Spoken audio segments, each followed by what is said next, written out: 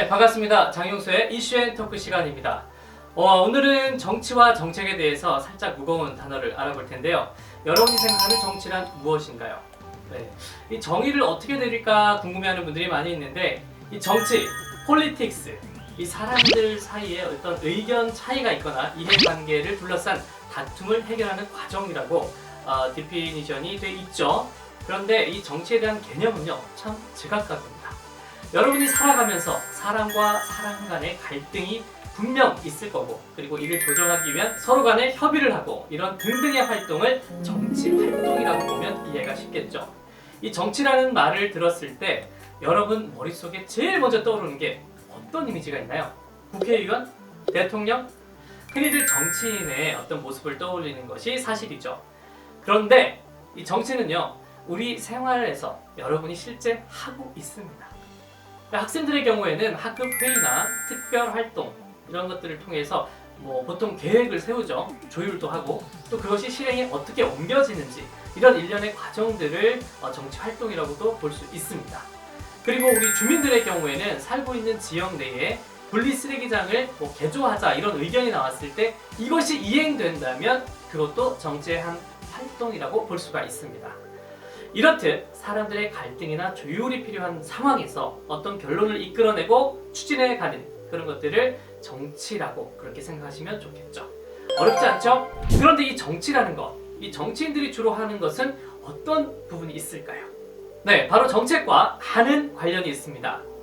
정책, 폴리시, 이 어원을 살펴보면요, 공공 문제를 해결하고자 하는 정부에 의해 결정된 행동 방침이라고 말을 하기도 하는데요. 이 정책이라는 것은 합법적이고 강제력이 있습니다. 그래서 정부에서 정해진 정책은 우리가 함께 따라야 하는 어떤 특별한 룰이기도 하는 거죠. 저는 이 정책에 대해서 나름대로 정의를 이렇게 내려보고 싶습니다.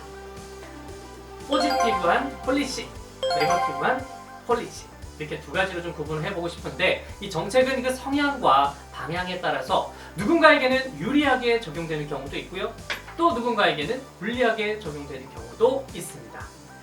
거시적으로 보면요, 우리나라에게 유리한 혹은 반대로 우리나라에게 불리한 이런 국제적인 정책들이 많이 있을 수도 있겠죠.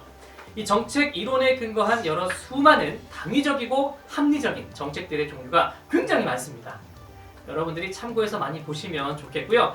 계속해서 나에게 득이 되거나 혹은 또 우리나라에 도움이 되는 정책의 종류, 의제 내용, 이런 것들이 어떤 것이 있는지 좀 잘 찾아보시면 됩니다. 이게 뭐라고요? 포지티브 폴리시, 포지티브 정책이고요. 반대로 득이 되지 않아, 우리나라 전체에 어떤 해를 끼칠 수도 있어, 정책의 의제들이다 라고 생각이 되면 네거티브 정책이라고 보시면 됩니다. 저는 이렇게 좀 구분을 좀 해드리고 싶은 거고요. 여러분들은 각자 나름대로 이해되는 정의 어떤 바탕, 그 바운더리 내에서 정치와 정책에 대한 여러 가지 생각들을 가지고 성립을 해 나가면 좋을 것 같습니다. 이 기본적인 뒷캐는 잘 알아두시고 자신만의 정의를 잘 갖춰 나갈 수 있기를 희망합니다.